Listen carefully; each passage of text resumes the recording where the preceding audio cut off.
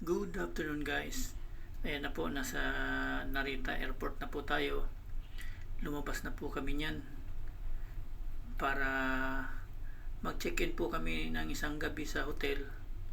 Kasi kinaumagahan pa darating yung barko na sasakyan namin. Bali po yung mga hotel doon, may kanya-kanyang bus na po yan na pumipick up sa mga mag-check-in sa kanilang hotel.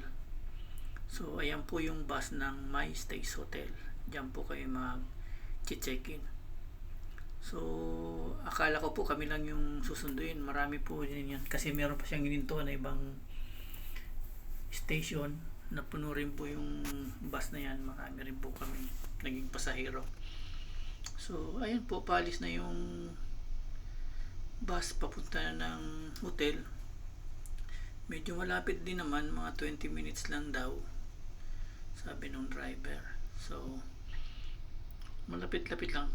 Kung napapansin nyo po yung kulay puti na yon, doon kami mag-check-in. Bali po yung mga flight stewardess at mga pilot, yung mga nag-stopover ng Narita, diyan po nag-check-in din sa hotel na yan. So